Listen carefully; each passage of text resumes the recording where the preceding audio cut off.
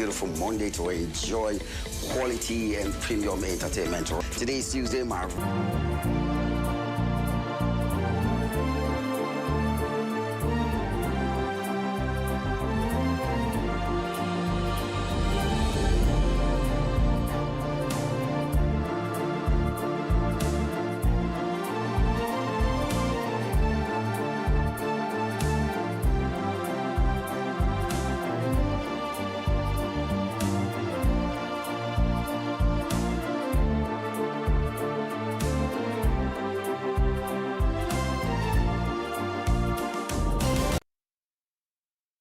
Two of you will not kill me in this house. Two of you, you will not kill me in this house. But come to think of it, what if she has to do it for the expansion of the company? Did I pay it complete?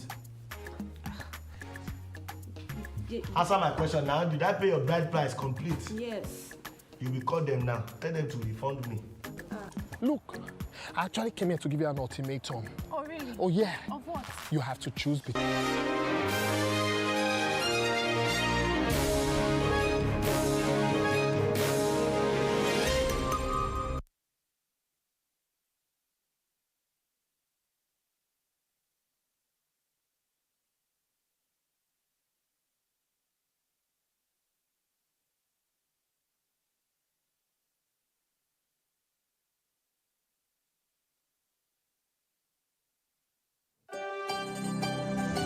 Muslim faithful around the world celebrate Eid al-Fitr, marking the end of holy month of Ramadan. At least 10 people killed in South Korea factory fire, with dozens seriously injured.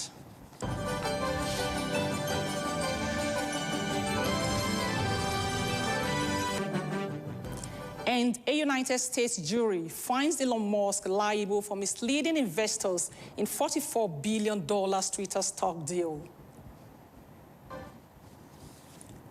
This is the world news on AIT. I am Itseme Ozekome. Welcome.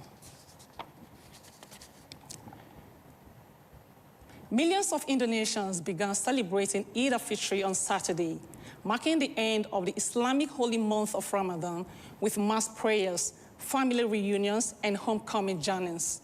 But worries about the war in the Middle East weighed on those in the world's most populous Muslim majority nation.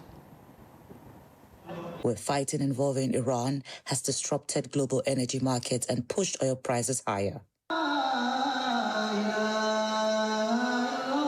Meanwhile, Ivan Sayah, an Islamic cleric, urged Muslims to continue praying for an end to the conflict in the Middle East. Indonesia, a net importer of oil and fuel products, is particularly sensitive to price swings during Eid, when fuel consumption surges as millions travel. President Prabowo Subianto's... And still on Eid al-Fitr, Muslims gathered at mosque in the Pakistani city of Karachi on Saturday for Eid prayers. Eid is typically greeted with joy and excitement and is marked with congregational prayers and festivities that usually include family visits, gatherings, outings, and new clothing.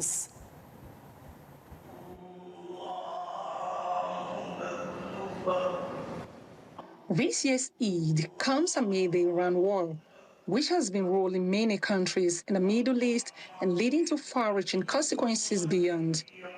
But worshippers say they came out here to spread the message of love and peace. They said war is going on in the region, and as Eid al-Fitr arrives, they see people are sending messages of peace and love to each other on social media, and they see that humanity is alive. Muslims greeted each other after the prayers and conveyed Eid messages. They want everyone to give the message of peace and happiness. Similar congregations were held throughout Pakistan. In a similar development, thousands of Muslims also gathered at New Delhi's historic Jama Masjid Mosque in the capital city of India for Eid prayers on Saturday morning. Eid al-Fitr is an Islamic holiday marking the end of Ramadan, the month when devout Muslims fast daily from dawn to sunset. Ramadan is a time for increased worship, charity, and good deeds, and typically sees festive gatherings to break the fast. Islam follows the lunar calendar, and so Ramadan and its cycle for other seasons. The actual date may vary among countries and Muslim communities. And away from Ramadan, thousands of Kurds celebrated the New Year festival of Nowruz in the hub city of Accra in Iraq's autonomous Kurdish region. They wore traditional Kurdish clothes, climbed a mountain, holding torches, launched fireworks, and played music. The Kurdish region has faced nearly daily attacks from Iran-backed militias targeting the U.S. assets and Iranian Kurdish groups. This year's celebration takes place against the backdrop of the regional war launched against Iran by the U.S. and Israel. This year's festivities are more muted in the previous years. This year's festivities are more muted than in the previous years. But those who braved the rainy weather and the war came to Accra for the festival, and they said it was important to mark the occasion. The celebration's main event involves thousands of people marching up a mountain in procession, carrying torches, which symbolize freedom and the arrival of spring.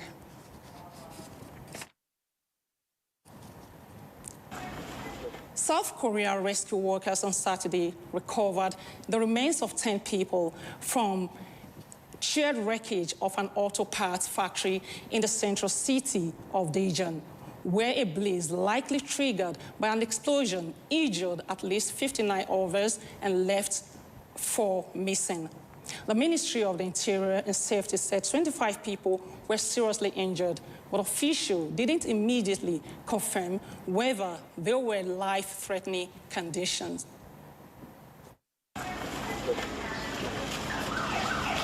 More than 500 firefighters, police and emergency personnel were deployed to contain the fire and conduct rescue operations after the fire broke out on Friday afternoon. Fire chief of the city's Diaduk district, Nam Duke Woo, said the blaze destroyed a factory building that firefighters initially could not enter over fears it might collapse. Searches for the missing workers began late Friday after officials deployed unmanned firefighting robot to cool the structure and conduct a safety inspection. Nam said rescuers had searched all accessible areas as of Saturday morning and that the remaining 4 were likely trapped beneath collapsed rubble. Further safety inspections were planned before crews attempt to remove the debris and search for the missing workers. Nam said police have identified one of the workers who died while genetic testing was being conducted on the other 9. Authorities said that the cause was not immediately known, but the blaze appeared to have spread rapidly, with witnesses reporting an explosion. Reports said workers recovered more than 100 kilograms of highly reactive chemicals from the site. Officials say some people were injured when they jumped from the building to escape, while others suffered from smoke inhalation. As of Saturday morning, 28 people were hospitalized and 4 of them underwent surgeries for broken bones and other injuries. South Korean President Lee Jae-myung called for the full mobilization of personnel and equipment to contain the fire and support rescue operations. And the United States jury has found that Elon Musk was misleading in his public statements during a crucial period of his 2022 Twitter takeover. After 2 days of deliberations, the jury in San Francisco Federal High Court decided in a unanimous verdict against the tech titan, who was sued by a group of Twitter investors, arguing they had relied on his statements. While testifying in court earlier this month, Musk argued that he did not mislead investors and that people simply read too much into his public comments and tweets. The jury instead found that certain of his public claims of problems in Twitter's user metrics and that he was possibly backing out of the $44 billion acquisition deal were intentionally misleading. Lawyers for Musk did not respond to a request for comment, nor did lawyers for the investors, led by Brian Belgrave, a small business owner from Oregon. This is not the first time Musk has found himself in legal trouble for his tweets, but he was able to beat a 2023 lawsuit brought by Tesla shareholders, claiming the CEO had misled them with posts about the car company. In Friday's verdict, the San Francisco jury found that Musk had artificially lowered the price of Twitter stock by a range of roughly $8 per share to $3 per share between May and October 2022 because of his public statements. That could mean each investor in the class is poised to receive thousands of dollars in damages for their losses. Montman, a trial attorney focused on business litigation at Armstrong Tisdale, said the verdict against Musk sends a clear message. If you move the market with your words, you own the consequences. Musk began around May 2022 to tweet about Twitter's purported issues with fake accounts or bots, and said the deal was on hold before announcing he wanted out of the deal entirely. Twitter took Musk to court in order to force the multi-billionaire to abide by the deal, and in early October, Musk did so, taking over Twitter at the originally agreed-upon price. The following year, he renamed the social media platform X. Those months proved to be financially damaging for Twitter investors like Belgrave, who bought and sold shares of the company during that time. Belgrave told the jury earlier this month that he sold thousands of Twitter shares in July 2022, believing that Musk was no longer going to buy the platform because of his public posts and comments. During Musk's testimony before the jury, he was more combative with lawyers representing the class of investors. He eventually refused to answer questions with a simple yes or no, arguing multiple times that the lawyers were trying to mislead the jury. Muddy flood waters from severe rains in Odete streets have pushed homes off their foundation, swallowed vehicles, and prompting evacuation orders from thousands of residents in towns of Honolulu as officials warned of the possible failure of a 120-year-old dam. Emergency sirens blared along Oahu's North Shore, where rising waters damaged homes in a community world-renowned for its surfing. Hawaii officials have told residents to leave the area downstream of Waihaiwa Dam, saying it was at risk of imminent failure. Officials have been watching dam levels since a storm last week dumped heavy rains across the state, which led to the catastrophic flooding that washed away roads and homes. After the worst of it, a similar but weaker storm was forecast to bring more rain through this weekend. Most of the state was under a flood watch, with the north under a flash flood warning, according to the National Weather Service. Kaala, the island's highest peak, got nearly 16 inches in the past day, to top of 26.6 inches between March 10 and 16.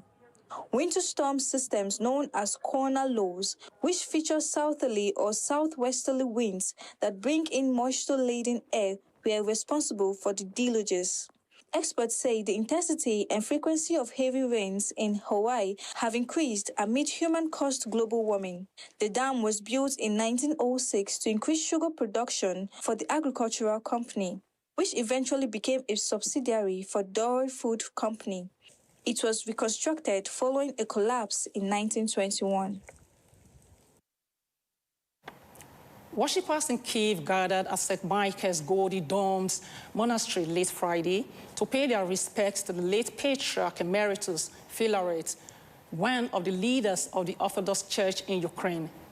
Patriarch Filaret of Kyiv, who worked for decades to establish an independent Ukrainian Orthodox Church that was free from Moscow's religious authority, a schism that foreshadowed the Russian-Ukraine conflict, died Friday at the age of 97. The Orthodox Church of Ukraine announced that studio programs to shape the narratives. Subscribe, engage, and share from AIT.live at AIT_online on X, AIT Online on Facebook, official AIT Live on Instagram, TikTok, and Threads on YouTube. Stay connected with describing such report as false and misleading. According to a statement issued by the presidency on Saturday, the Memorandum of Understanding MOU on immigration cooperation was signed on the sidelines of President Bola Tinubu's recent state visit to the United Kingdom to strengthen bilateral ties and promote safe, regulated migration between both countries.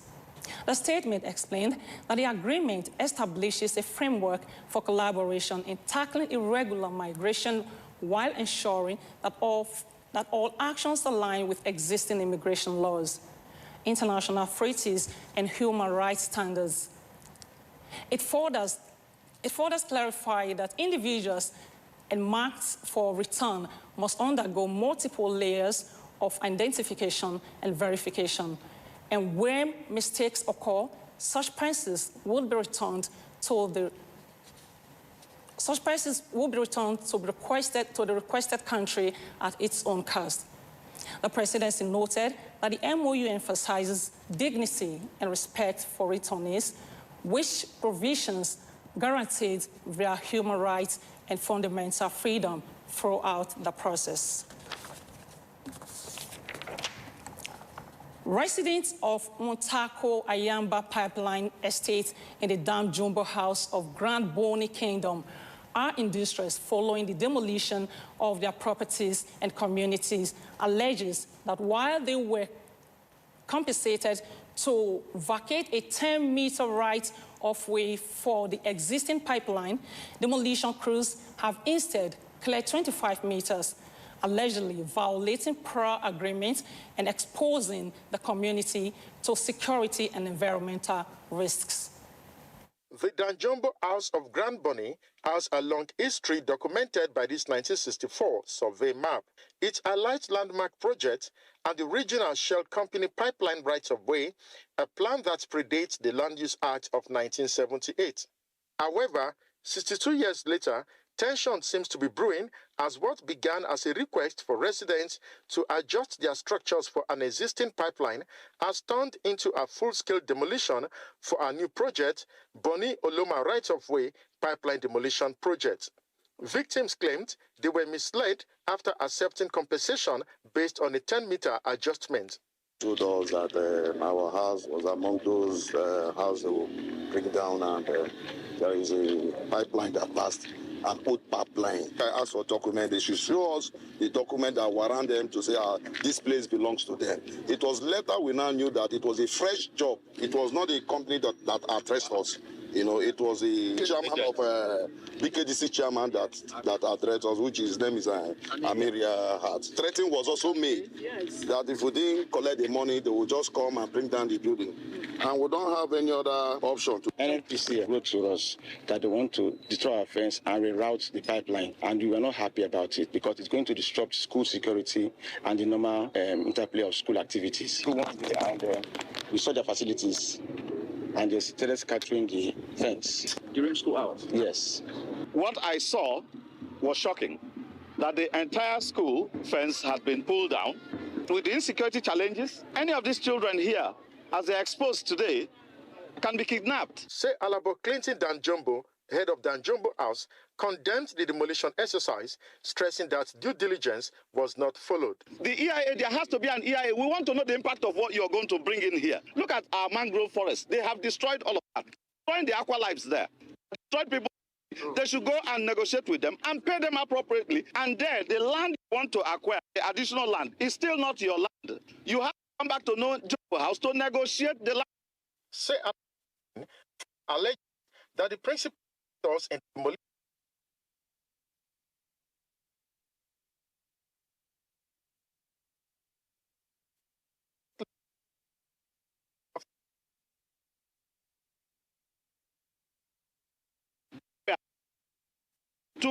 companies that they identified as the owners of this and the agents to court.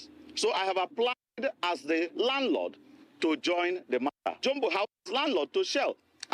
So we are in court with Shell, with Renaissance on this matter. In the response via WhatsApp, Michael Adande, spokesperson for Renaissance Africa Energy, the company that took over the assets from Shell, dissociated the organization from the exercise at Intamoku, Ayambo Pipeline Estate. Efforts to reach the NNPC Exploration and Production Limited for their clarification on their role have been unsuccessful. Similarly, no officials from Crystal Police Limited were available to comment on the company's role in the demolition.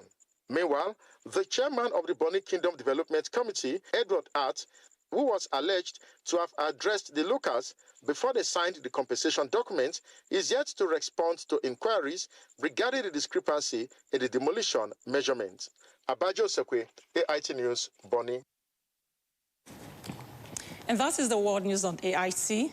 I am Itseme Ozekome. Thanks for staying with us.